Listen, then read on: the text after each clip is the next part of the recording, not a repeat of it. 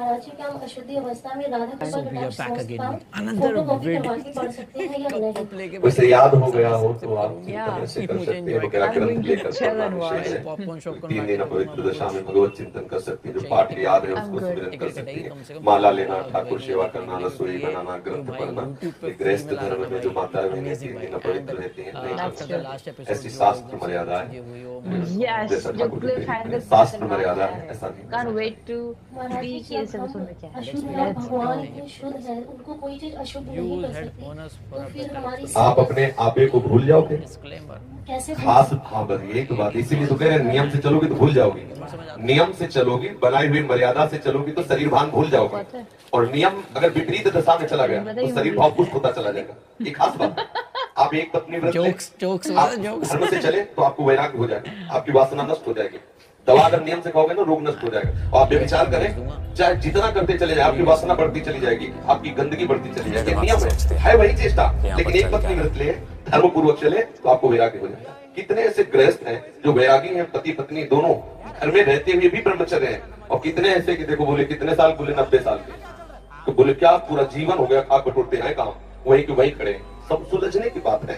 तो इसलिए हम पहले शास्त्र आज्ञा पालन करें तो परम पवित्र प्रभु हैं और हम उनके परम पवित्र अंश हैं, ये बात समझ में आ जाएगी। और जो शरीर अपवित्र है उससे हमारा राग खत्म हो जाएगा। अभी शरीर अपवित्र है, शरीर अपवित्र है तो हमारा भाव भी अपवित्र है, क्योंकि हम शरीर से युक्त हैं। आप कभी ये मानती हो कि मेरा शरीर अपवित्र हुआ? मैं नहीं। उस समय यही रहता है कि मैं अपवित्र हूं, रहता है ना। मैं जैसे हम शौचालय से निकले तो हम ये नहीं मानेंगे कि मैं आत्मस्वरूप हूं, मेरा शरीर अपवित्र है लेकिन मैं पवित्र हूं। अगर शरीर का स्मरण आ रहा है तो अभी आप शरीर भाव में हैं।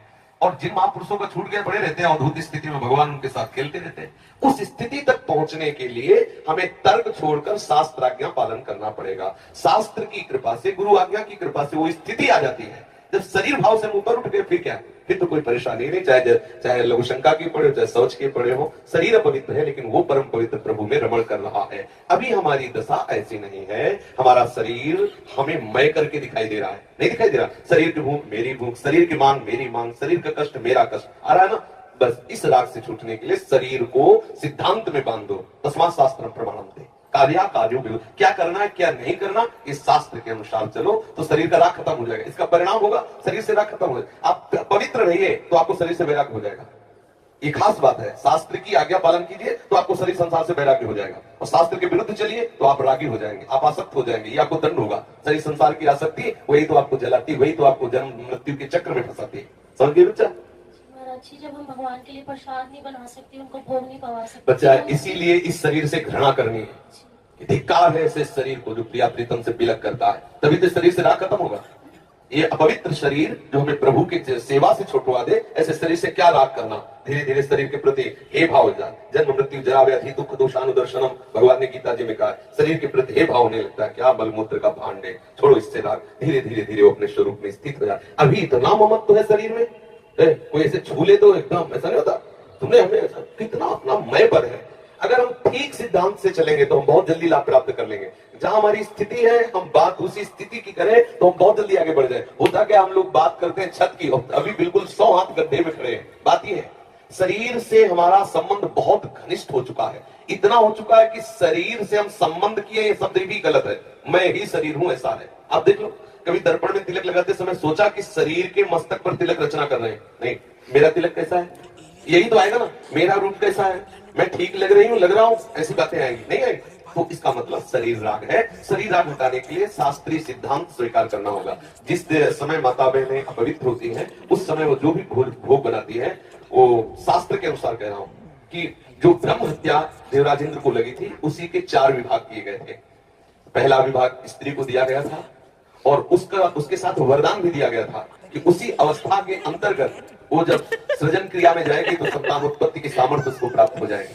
पृथ्वी ऊषर भूमि, जो ऊषर भूमि है ये वो ब्रह्म हत्या का एक भाग, उसको वरदान दिया गया था चाहे जितना गड्ढा खोद दिया जाए अपने आप भर जाएगा समय पे। वृक्ष की गोंद जो निकलती है वो ब्रह्म हत्या, और उसको वरदान दिया काटने पर भी पुनः हरे भरे हो जाओगे, तो समय आने पर आप वृक्ष उद्धारण करो। और जल जल में फेन बुदबुदा काई, ये ब्रह्म हत्या के 4 भाग्य। और जल को आशीर्वाद दिया गया कि कभी भी कहीं भी पवित्रता होगी तो आप उसमें सम्मिलित हो, जल छिड़को, आचमन करो, जल के द्वारा पवित्रता। ऐसा 4 वरदान भी उनको अलग अलग दिए गए और उनके लिए विधान भी किया गया है। देवराज इंद्र को जो ब्रह्म हत्या लगी थी, तो शास्त्र में मर्यादा चली आ रही है। अगर इसका हम पालन करेंगे तो शरीर से वैराग्य हो जाए। जैसे अब जो बच्चे वैराग्य ले लिए हैं, भले वो स्त्री शरीर में है, और उनके लिए नियम खत्म हो गया कि वो 3 दिन अपवित्र रहेंगे, तो छुएंगे नहीं, क्योंकि अब खत्म संसार के भोग राग, संसार का क्रम खत्म। अब वो वैरागी, अब वो 8 पैर प्रभु की सेवा में लगे। पर अपने गृहस्थ धर्म से है, शरीर सुख की कामना से है, शरीर का हम प्रयोग कर रहे हैं अपने इंद्रिय सुख के लिए, तो आप पवित्रता धारण करो, जिससे तुम्हारा ये राग नष्ट हो जाएगा। समझ रहे ना? हम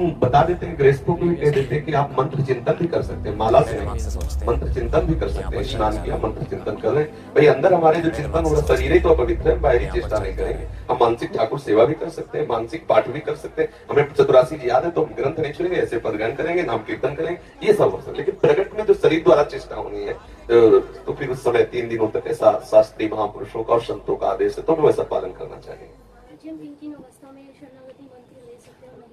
हाँ, शरणागत मंत्र के लिए वैसे हमने बताया है कि शौचालय में और बाथरूम में हम मंत्र न जपे, पवित्र होकर के आचमन आदि करके फिर मंत्र जप करें।